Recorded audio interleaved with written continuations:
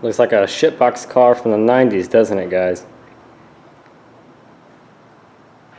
But this first generation Chevrolet Cavalier, it's kind of special to me. At home, you've probably seen a couple videos on it.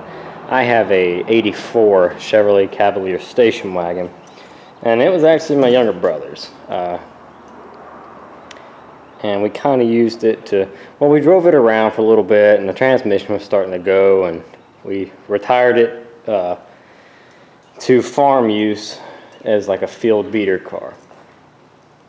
And it did that until the head gasket started leaking too.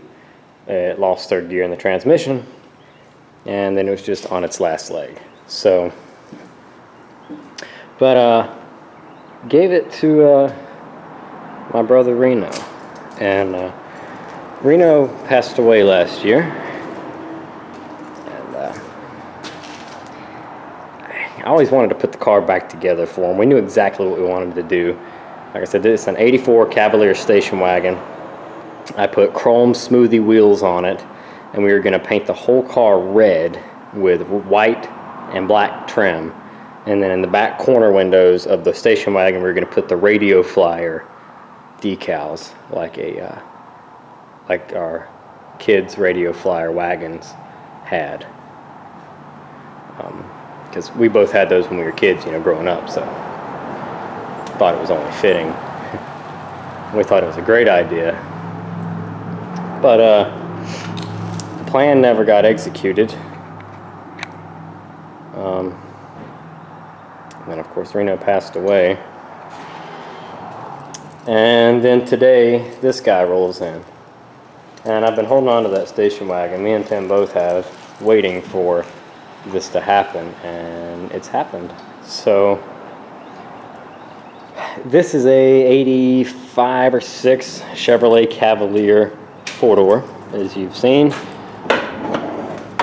This has the older 2.0 4-cylinder engine in it. It is fuel injected, sorta.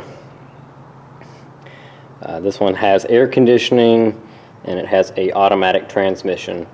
And this engine looks to be in relatively good condition. I can't test it, but it looks to be in good condition. So I think what I'm going to do is I'm just going to pull the complete engine and transmission out as one unit. I will separate them on the ground. We will go through the bottom end and make sure the bottom end of this motor is good. We're going to redo the head and head gasket. Pretty much all of the gaskets in the engine, and then we'll go through. I'll probably send the transmission off to a transmission shop and have them check it out. My transmission is just too, I don't even want to bother with it. It's garbage. And the engine was run hot so many times, I doubt that it would be as good as this one. So today will be the day that I begin to strip this one down. I pulled it up here into the garage, and I also need a front clip for mine because mine's been hit. I think mine was hit on the driver's side, right here. So, or Reno's was hit right there on the driver's side. But I'm going to pull the whole front clip, pull the engine and transmission, and then we will send this little car on its way. It's really not worth saving the whole car, plus it's not what I need. The inside's trash. They filled it full of scrap metal to get rid of it. The odometer says 77,000. Don't count the tenths. There you go, I said it.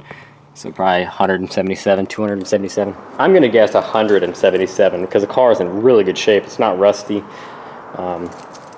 Relatively clean under the hood's really clean. It could be 77,000 original, but due to the fading paint and stuff, I'm gonna guess $177.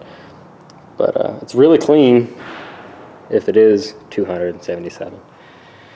So it's even got wiper fluid in it. Alright, I'm gonna get to pulling this apart. thought I'd just let you know what was up, guys. So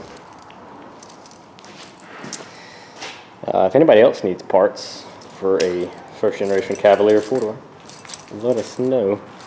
Got some decent doors. Got a good rear bumper. Rear trunk lid is messed up. I got good tail lights. Quarter panels are good. I don't think I'm going to save the factory wheels and poverty caps. You guys can have those if you need them. Door handles, window glass. Let's see.